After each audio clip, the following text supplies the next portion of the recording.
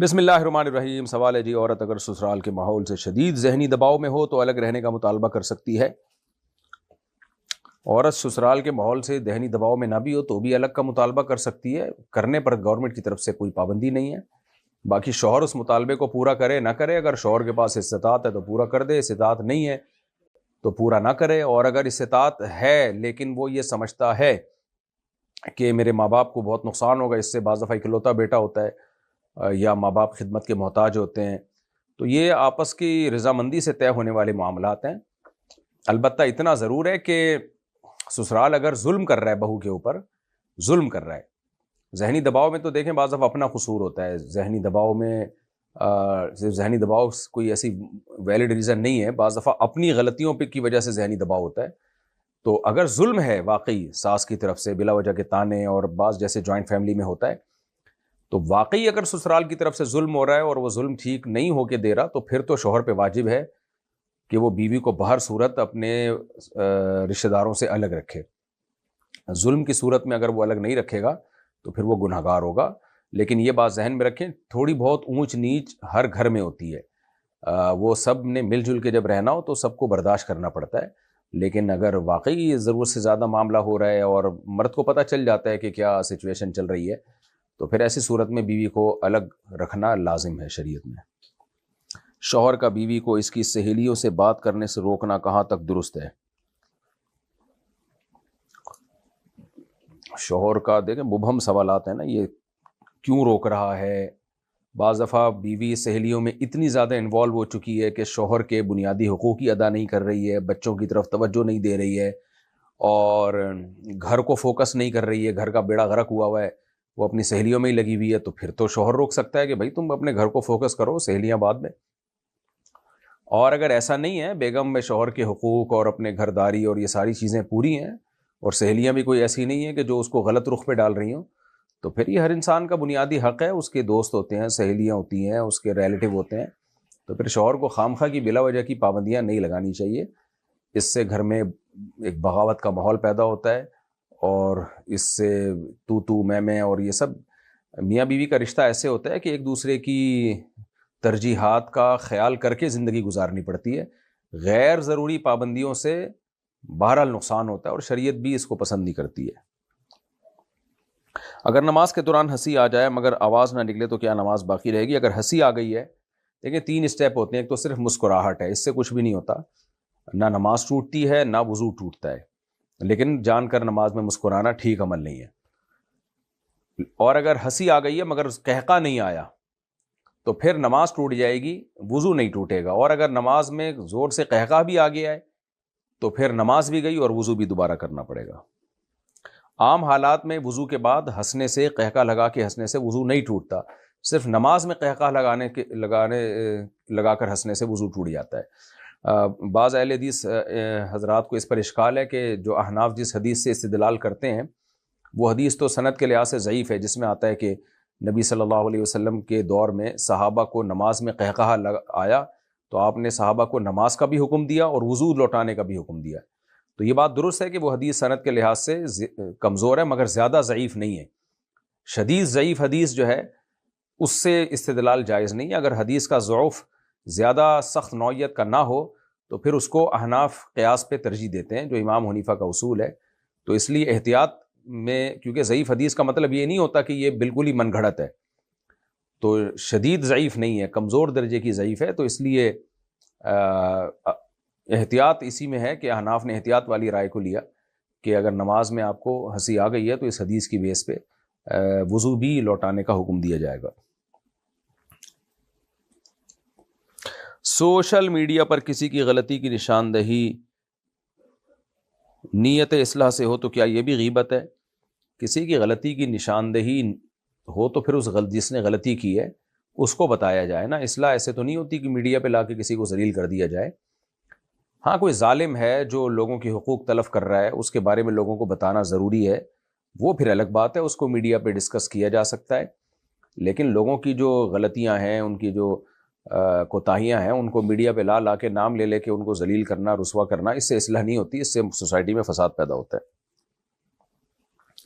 عورت اگر شوہر کی اجازت کے بغیر کسی عالم سے مشورہ لے تو کیا یہ غلط ہے؟ دیکھیں عورت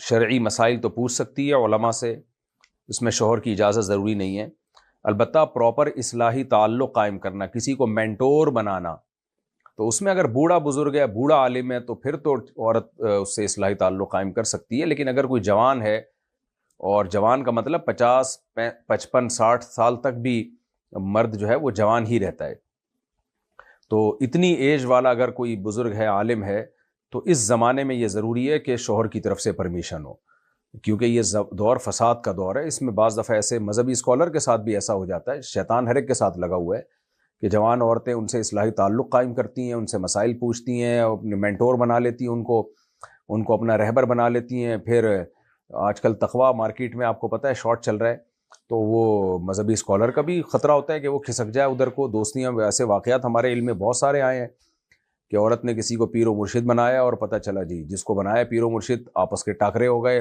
عشق ہو گیا، محبتیں ہو گئیں، پیر صاحب بھی پھسل گئے.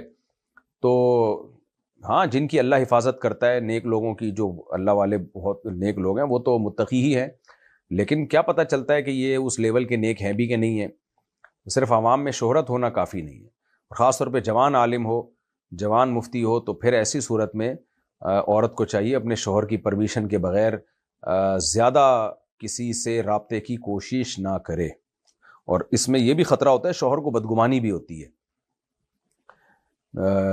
شوہر کو بدگمانی بھی ہوتی ہے. اگر عورت کسی جوان عالم سے زیادہ فری ہوگی تو شوہر کے دل میں بھی خیالات آ سکتے ہیں کہ بھئی ایسا تو نہیں کہ معاملہ کچھ اور ہو، لیبل دین کا لگایا وہ. تو عورت کے لیے سب سے بڑا دین یہی ہے کہ وہ نماز کی پابندی کرے، پردے کی پابندی کرے، اور اپنے گھر کو بسائے، اپنے شوہر سے محبت کرے. اس کی تمام تر توجہات اپنے ہسبینڈ کے ساتھ ہونی چاہیے، یہی سب سے بڑا دین ہے اس کا. تو شیطان کو موقع نہ دے. وہ جو بڑے دینی ادارے ہیں ان میں تو بہت سخت پابندیاں ہیں اس کی. بعض ہمارے اکابر بزرگ ایسے ہیں کہ کوئی عورت، جوان عورت اگر بیعت ہونے کے لیے آتی ہے تو وہ کہتے ہیں اپنے باپ سے، بھائی سے، اور اپنے شوہر سے اجازت لے کر آؤ، یہ شرط لگاتے ہیں. وہ کسی نے نظر مانی اور بھول گیا تو یاد آنے پر کیا کرنا چاہیے؟ یاد آنے پر یاد آ گیا، اب نظر کو نظر سمجھنا چاہیے، جو منت مانی ہے اس کو پورا کرنا چاہیے. اور اگر منت اس نے غلطی سے اس کی خلاف ورزی کی ہے تو جو منت مانی ہے پھر اس کو پورا کرے. وہ یعنی اس نے کہا تھا کہ یہ کام کیا تو میں روزے رکھوں گا، تو پھر روزے رکھے یا قسم کا کفارہ ادا کرے. اور اگر یہ کہا تھا کہ اگر میرے مریض ٹھیک ہو گیا یا میں امتحان میں پاس ہو گیا تو اتنے روزے رکھوں گا، تو پھر تو روزے ہی رکھنا پڑیں گے. یاد آنے پر اس کو جب یاد آئے گا تو پھر وہ کام کرنا پڑے گا اس کو. آن لائن خریداری میں چیز تصویر سے مختلف نکلے تو کیا واپس کرنا حق ہے؟ جی ہاں بالکل، خیار رؤیت شریعت نے دیا ہے. اگر آپ نے کوئی چیز بغیر دیکھے خرید لی ہے تو دیکھنے کے بعد آپ کو پسند نہیں آئی تو کوئی عیب نہ بھی ہو اس میں، شریعت نے آپ کو رائٹ دیا ہے کہ آپ اس کو واپس کر سکتے ہیں. اس کو خیار رؤیہ کہا جاتا ہے فقہ کی اصطلاح میں. کسی نے دل میں حسد محسوس کیا مگر عمل نہیں تو کیا مواخذہ ہوگا؟ نہیں، مواخذہ نہیں ہوگا. بعض دفعہ غیر اختیاری طور پر دل میں حسد کے خیالات آتے ہیں، کسی کی ترقی کو دیکھ کر انسان جل رہا ہوتا ہے، لیکن وہ غیر اختیاری ہے. اگر اس کے تقاضوں پر آپ عمل نہیں کر رہے، جس سے جیلس ہو رہے ہیں، اس کو نقصان نہیں پہنچا رہے، تو پھر اس حسد پہ گناہ نہیں ہے، کیونکہ غیر اختیاری چیزوں پہ اللہ مواخذہ نہیں کرتے. بلکہ آپ جو صبر کر رہے ہیں اور آپ کا دل تو چاہ رہا ہے اس کو نقصان ہو، اس کو بد دعا دیں، آپ نہیں کر رہے یہ کام، تو صبر کر رہے ہیں، صبر پہ الٹا ثواب ملے گا آپ کو. اگر کسی نے غصے میں بد دعا دے دی تو بعد میں رجوع کیسے کرے؟ بد دعا دے دے، پھر اللہ سے دعا مانگے، اللہ میں نے جو بد دعا کی ہے فلاں کے لیے، اپنے مسلمان بھائی کے لیے، تو مجھے معاف کر دے اور میری بد دعا کے اثرات کو زائل کر دے، اور بلکہ اس کو تو ترقی دے. یعنی دعائیں کر لیں اس کے لیے اور اللہ سے دعا مانگیں کہ اللہ میری بد دعا کے اثر کو تو ختم کر دے اور مجھے معاف بھی کر دے. مسجد میں بچوں کی آواز پر ناراضی ظاہر کرنا درست ہے؟ بچوں کو مسجد میں آرام سے سمجھا دینا چاہیے، بیٹا مستیاں مت کرو، آرام سے تمیز سے کھڑے ہو جاؤ. بعض دفعہ بچوں کی چیخ و پکار ہوتی ہے، بچے تو بچے ہیں تو بڑے بھی چیخنا شروع کر دیتے ہیں، دفعہ ہو جاؤ یہاں سے، یہ کرو وہاں. تو بھائی آپ بھی چیخ ہی رہے ہو نا. تو بچوں کو محبت کے ساتھ، الفت کے ساتھ، ہمیں نہیں ملتا کہ نبی صلی اللہ علیہ وسلم کے دور میں بچوں کو مسجدوں میں کبھی کوٹا گیا ہو، پیٹا گیا ہو، چیخ چیخ کے ڈانٹا گیا ہو. بچے تو اس دور میں بھی آیا کرتے تھے، پیچھے صف میں کھڑے ہوتے تھے. تو اس لیے بچوں کے ساتھ جو ہے نا تھوڑا شفقت والا معاملہ ہونا چاہیے، سمجھایا ضرور جائے، اور تھوڑا بہت جب کوئی بچہ زیادہ ہی شرارتیں کر رہا ہو تو تھوڑا سا سخت لہجے میں بات بھی کی جا سکتی ہے، چیخنے کے بجائے تھوڑا سا مضبوط لہجے میں اس کو سمجھا دیا جائے تو بچے اس سے بھی ڈر جاتے ہیں۔ اگر کسی نے نماز پڑھتے ہوئے قبلے میں تھوڑا سا فرق کیا تو کیا نماز ہو جائے گی؟ تھوڑے سے فرق سے نہیں ہوتی، یعنی فرق نہیں پڑتا، نماز ہو جاتی ہے۔ 45 ڈگری تک اگر قبلے سے انحراف کیا ہے نا، یعنی 45 ڈگری سے کم انحراف کیا ہے تو نماز ہو جائے گی، لیکن یہ جان کر کرنا جائز نہیں۔ آپ کو پتہ ہے قبلہ ادھر ہے تو آپ بلا وجہ جان کر ادھر یوں کر کے نماز پڑھے تو مکروہ بہرحال ہے، جان کر اگر کیا جائے تو، لیکن نماز ہو جاتی ہے۔ اگر کسی نے نیکی صرف لوگوں کے ڈر سے کی تو کیا وہ قبول ہوگی؟ اگر صرف اور صرف لوگوں کے ڈر سے اور اس کے دل میں یہ تھا کہ اگر لوگ نہ ہوتے تو میں کرتا ہی نہیں نیکی، تو پھر تو نیکی نہیں ہوتی۔ لیکن اللہ کا بھی خوف تھا اور اللہ کی رضا کا جذبہ بھی تھا، تھوڑا اس میں ریاکاری بھی آ گئی، دونوں چیزیں مکس ہیں، تو پھر اللہ جانتا ہے کہ اس میں ریاکاری کتنے پرسنٹ ہے، اخلاص کتنے پرسنٹ ہے، تو پھر اللہ اسی پرسنٹیج کے حساب سے آپ کو ثواب دے گا، کیونکہ قرآن کہتا ہے من یعمل مثقال ذرۃ خیرا یرہ، جو ایک ذرہ برابر نیکی کرے گا وہ بھی دیکھ لے گا، ذرہ برابر برائی کرے گا وہ بھی دیکھ لے گا۔ تو تھوڑی ریا ہے تو تھوڑی ریا کہلائے گی، زیادہ ریا ہے تو زیادہ ریا کہلائے گی، تھوڑا اخلاص ہے تو تھوڑا اخلاص کہلائے گا، زیادہ اخلاص ہے تو زیادہ اخلاص کہلائے گا۔ بعض دفعہ عمل میں دونوں چیزیں، ریا اور اخلاص، دونوں ساتھ ساتھ چل رہے ہوتے ہیں۔ مسجد میں بیٹھ کر کھانا کھانا منع ہے؟ نہیں جی، مسجد میں بیٹھ کے کھانا کھانا منع نہیں ہے، البتہ مسجد کو کھانے پینے کی جگہ نہیں بنانی چاہیے، بنانا چاہیے اس کو کہ پتہ چلا آپ جب بھی کھانا کھاتے ہیں تو مسجد ہی میں لا رہے ہیں۔ ہاں کبھی بیٹھے ہوئے اتفاق سے کھانا منگوا لیا تو کوئی حرج نہیں ہے اس میں، بشرطے کہ جگہ کو صاف کیا جائے، مسجد کے آداب کا پورا خیال کیا جائے۔ عورت اگر شوہر کی اجازت کے بغیر کسی کو گھر میں بلائے تو کیا گناہ ہوگا؟ جی بالکل گناہ کبیرہ۔ یہ شوہر کے بنیادی حقوق میں سے ایک بات یہ بھی ہے کہ شوہر جس کا گھر میں آنے کو ناپسند کر رہا ہے عورت اس کو گھر میں آنے نہ دے۔ اگر انسان خود کو ٹوٹا ہوا محسوس کرے تو شریعت اسے کیا حل دیتی ہے؟ صبر کرے بھائی، یہ ٹوٹا ہوا تو کوئی بھی نہیں ہوتا، اللہ جب تک ساتھ ہے تو ٹوٹنے کی کیا بات ہے بھائی، آپ کے ساتھ اللہ تعالیٰ کی ذات ہے۔ اگر آپ کہہ رہے ہیں کہ بھائی میں بدحال ہو گیا تو بھائی اللہ ہے نا، تو اس کو اللہ کی طرف سے آزمائش سمجھا جائے، اور جو اللہ نے آپ کو نعمتیں دی ہیں ان نعمتوں پہ نظر رکھی جائے تاکہ شکر کی توفیق ملے۔ عمرے میں احرام سے فارغ ہونے کے بعد کیا میاں بیوی ہم بستری کر سکتے ہیں؟ جی کر سکتے ہیں۔ احرام کی حالت میں ہم بستری کرنا بھی حرام، ہم بستری کی باتیں کرنا بھی حرام، اور بیوی کے ساتھ کوئی بھی ایسا تعلق جو ہم بستری کی طرف دعوت دے، یعنی بوس و کنار وغیرہ یا کوئی ایسی باتیں کرنا جو ایک دوسرے کے جذبات کو بھڑکائے، یہ بھی حرام اور ناجائز ہے، چاہے عمرے کا احرام ہو چاہے حج کا احرام ہو۔ ہاں احرام سے فارغ ہو گئے آپ تو جب احرام سے نکل آئے تو عمرے میں تو احرام سے نکلتے ہی جائز ہے، حج میں جب تک طواف زیارت نہ کیا ہو تو اس وقت تک زوجہ کے ساتھ ہم بستری حرام رہتی ہے، طواف زیارت کے بعد جائز ہو جاتی ہے۔ لوگ یہ سمجھتے ہیں کہ حدود حرم میں میاں بیوی کا ملاپ نہیں ہو سکتا، یہ غلط ہے، حدود حرم میں بھی ملاپ ہو سکتا ہے، البتہ احرام کی حالت میں نہیں ہو سکتا، چاہے حرم میں ہو یا حرم سے باہر ہو۔ میرے دوست کی وائف کے ساتھ میرے دوست کے ماموں نے کوئی نازیبہ حرکت کی کوشش کی،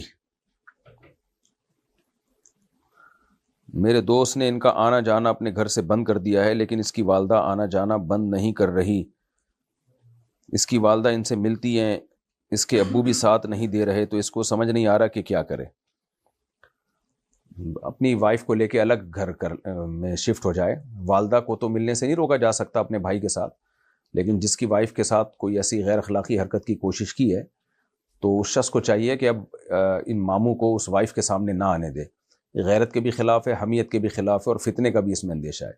اگر وہ پھر بھی آ رہے جا رہے ہیں تو پھر یہ آپ کا بنیادی حق ہے، جس نے بھی مسئلہ پوچھا ہے کہ وہ اپنی وائف کو کہے، وہ اپنی والدہ کو کہہ دے کہ ٹھیک ہے وہ آپ ان کو گھر میں آنے سے نہیں روک رہی ہیں تو میں وائف کو لے کے الگ ہو رہا ہوں، میں وائف کو کسی قیمت پہ بھی ان کے سامنے نہیں آنے دوں گا۔ میرے والدین نے کافی سال پہلے میرا رشتہ کہیں کر دیا تھا جو میری مرضی سے نہیں ہوا تھا، اب میں کسی اور کو پسند کرتی ہوں اور اس سے شادی کرنا چاہتی ہوں، لیکن والدین بضد ہے کہ جہاں رشتہ کیا ہے وہیں شادی کرو، کیا اس طرح زبردستی کرنے شادی ہو جاتی ہے؟ اگر آپ سے پوچھ کے کیا تھا تو پھر تو آپ کو اس رشتے پہ قائم رہنا چاہیے، پوچھے بغیر کر دیا تھا، آپ کی رضا شامل نہیں تھی تو والدین نے غلط کیا، تو اب والدین کو چاہیے کہ جہاں آپ اگر اس شادی پہ راضی، پہلی مشورہ تو میں یہی دوں گا آپ کو کہ جہاں والدین کہہ رہے ہیں وہاں آپ کر لیں. والدین سے زیادہ اچھا کون جانتا ہے، اور پھر اس میں والدین کی عزت بھی ہے، کیونکہ آگے وہ انکار، انہیں تو والدین نے تو غلطی کر لی، وہ تو غلط کیا، والدین نے آپ کی پرمیشن کے بغیر کہیں رشتہ طے کر کے غلط کام کیا، لیکن اب ایک کام کر دیا ہے تو اب ماں باپ کی محبت عزت کا تقاضا یہ ہے کہ اس کو کنٹینیو کیا جائے، تھوڑی سی قربانی دے دیں والدین کی عزت کی خاطر. لیکن اگر آپ کا بالکل بھی دل مائل نہیں ہے یا وہ لڑکا نامناسب ہے تو پھر بہرحال آپ کو صاف لفظوں میں انکار کر دینا چاہیے.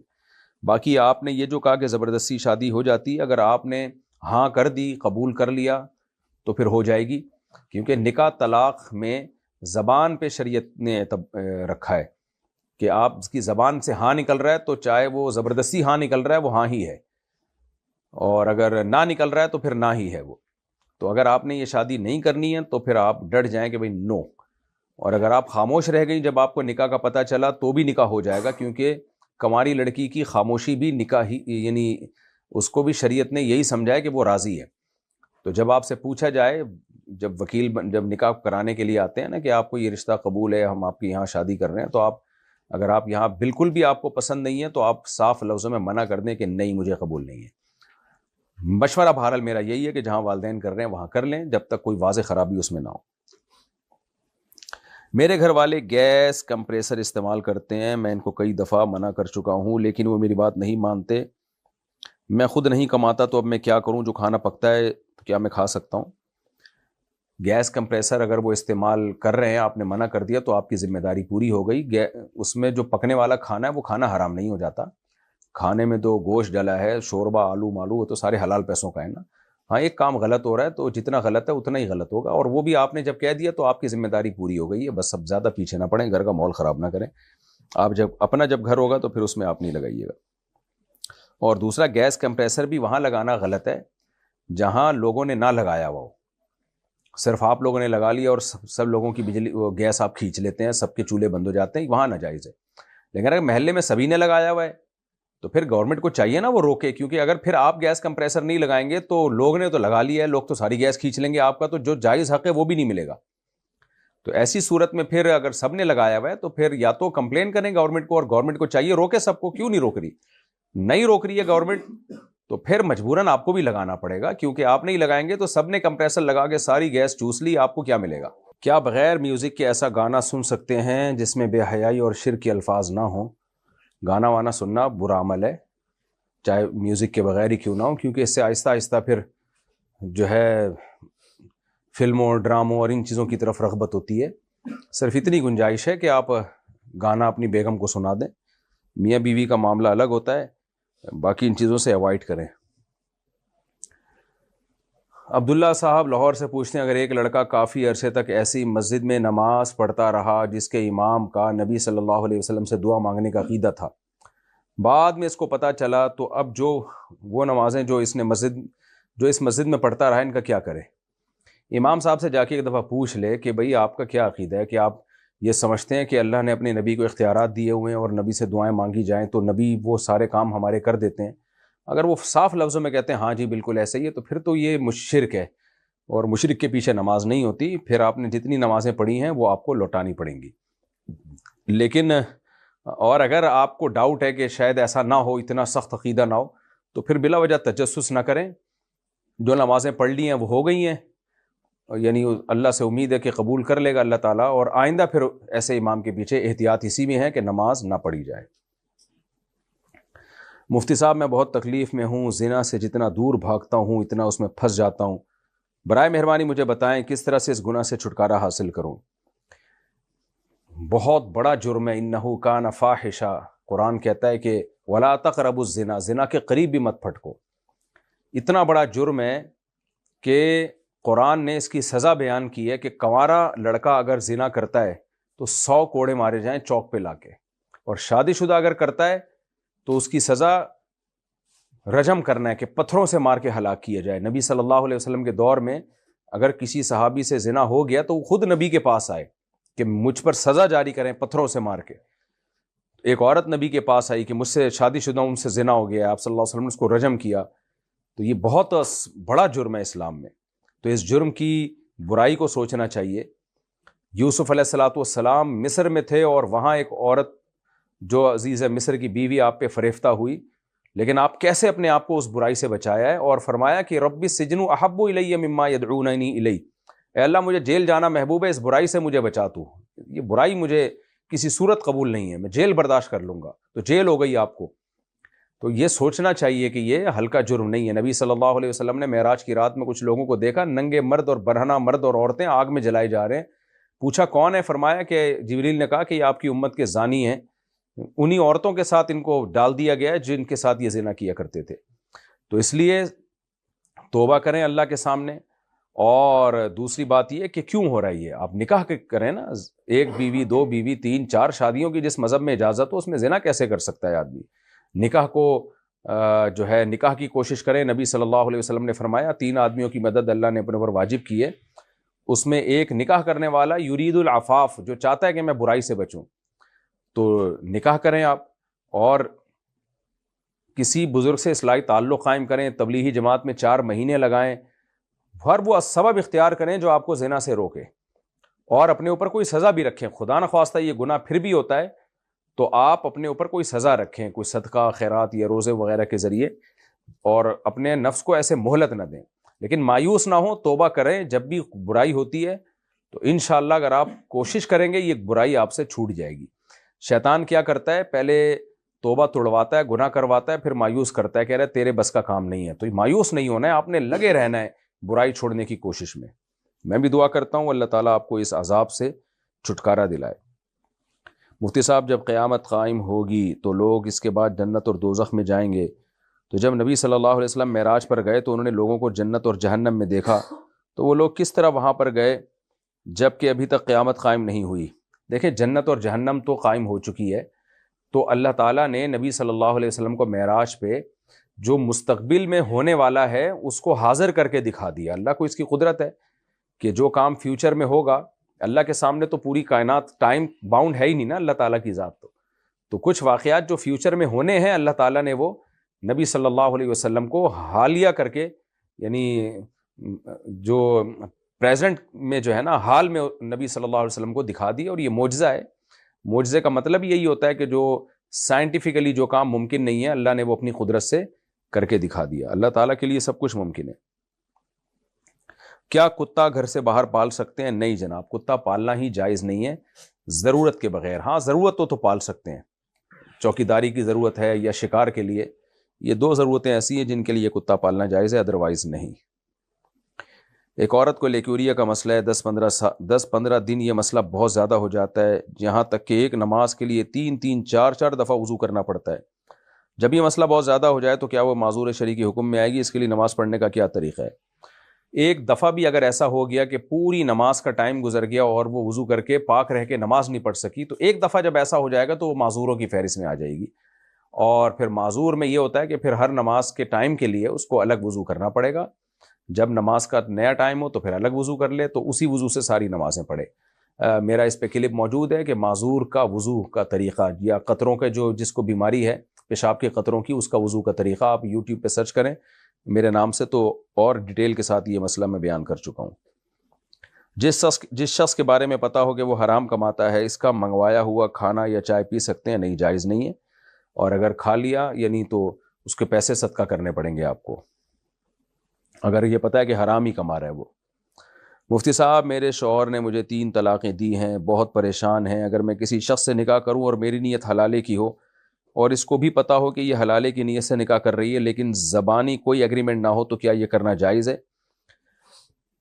احتیاط اس میں ہے کہ جب آپ کسی سے نکاح کریں عدت کے بعد تو پھر اس کو زبان سے یہ کہہ دیں کہ میں حلالہ نہیں کر رہی، یعنی میں کوئی حلالے کی میری نیت نہیں ہے، ہمارا یہ معاہدہ ہے۔ پھر بے شک دل میں آپ کے نیت ہو کہ نکاح کے بعد میں طلاق لے لوں گی، اس سے کوئی فرق نہیں پڑتا، کیونکہ نیت دل کی چیز ہے، اور وہ تو ویسے بھی عورت کے پاس یہ حق ہے کہ نکاح کے بعد، یعنی ایک بغیر نیت کے بھی اگر وہ نکاح کرتی ہے تو اگر کوئی شوہر پسند نہیں آ رہا تو اس سے علیحدگی کا مطالبہ کرنے میں کوئی حرج نہیں ہے کسی ویلڈ ریزن کی بیس پہ۔ اور مرد کے لیے بھی جائز ہے کہ اگر وہ نکاح ہوتا ہے اس کے بعد اس کی نیت بدل جائے، وہ چھوڑنا چاہے، تو عام حالات میں تو طلاق ناپسندیدہ ہے، لیکن بہرحال اللہ نے کسی جب ضرورت ہو تو حلال ہے، تو زبان سے آپ نے یہی کہنا ہے کہ بھائی میری نیت یعنی میں رہنے کے لیے کر رہی ہوں، بے شک دل میں یہ ہو کہ میں نے نکاح کے بعد علیحدگی لے لینی ہے، اور شوہر بھی آپ سے زبان سے کہے کہ بھائی میں ہمارا جو ہے نا یعنی حلالے کی نیت سے نہیں کر رہے نکاح، ہم پراپر رہنے کے لیے کر رہے ہیں۔ ہاں نکاح کے بعد پھر اگر آپ کو خیال آتا ہے کہ جی میرا پہلا شوہر وہ میرے لیے زیادہ بہتر ہے، دوسرا شوہر ٹھیک نہیں ہے، یا میں نہیں رہنا چاہتی، تو اس سے مطالبہ کیا جا سکتا ہے۔ وہ اگر طلاق دے دے ٹھیک ہے، نہیں دے تو پھر اسی کے ساتھ گزارا کرنا پڑے گا۔ اور دوسرے شوہر کے دل میں بھی اگر یہ آ جاتا ہے کہ نہیں یار یہ پہلے شوہر کے ساتھ ہی کمفرٹیبل تھی، اور چونکہ چینج بھی ہو سکتی ہے تو اس میں کوئی حرج نہیں ہے۔ بعض لوگ اس کو بھی بے غیرتی کہتے ہیں، تو اس میں وہ کوئی ان کے پاس دلیل نہیں ہے۔